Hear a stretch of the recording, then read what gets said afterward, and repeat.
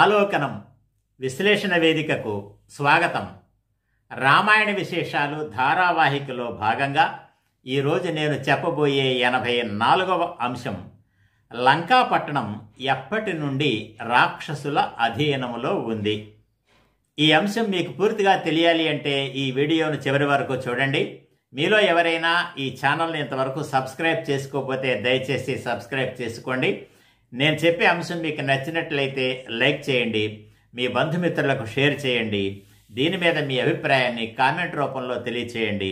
మీ స్పందన నా శ్రమను మరిపింపచేస్తుంది, మరిన్ని మంచి వీడియోలు చేసి మీకు అందించడానికి నాకు ప్రోత్సాహాన్ని ఇస్తుంది.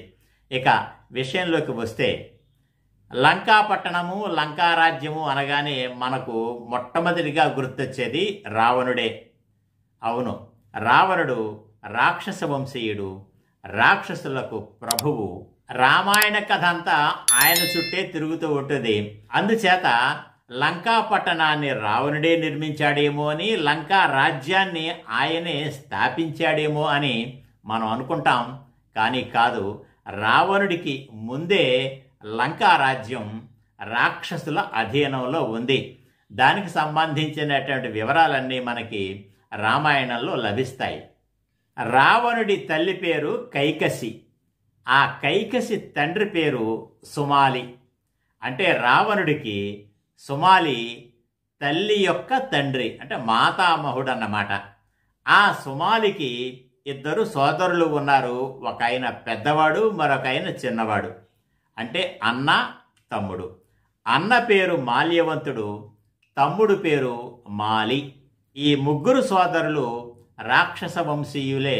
తమ బరపరాక్రమాల చేత వీళ్ళు దేవతలను, గంధర్వులను, యక్షులను, మునులను, సిద్ధులను వీళ్ళందరినీ నానా బాధలు పెడుతూ ఉండేవారు.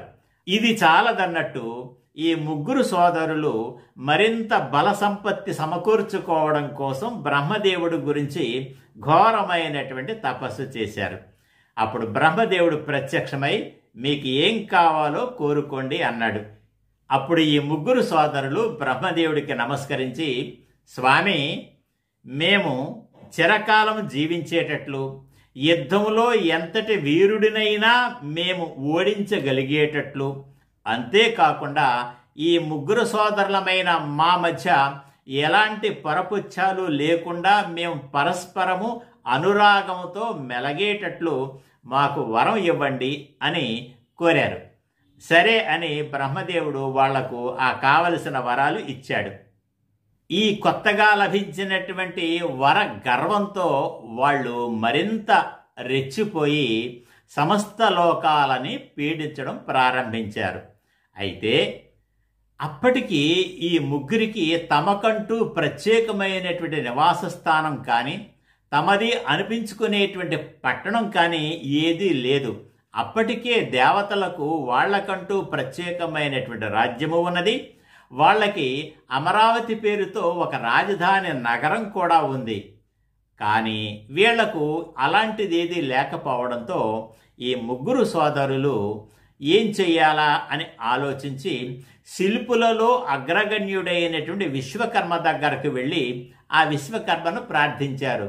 స్వామి, మాకు ఒక అద్భుతమైనటువంటి అందమైనటువంటి నగరాన్ని మాకు నిర్మించి ఇవ్వండి, మేము అందులో నివసిస్తాము అని. అప్పుడు విశ్వకర్మ వాళ్ల కోసం దక్షిణ సముద్ర తీరాన ఉన్న త్రికూట పర్వతం మీద ఒక అద్భుతమైనటువంటి నగరాన్ని నిర్మించి ఇచ్చాడు.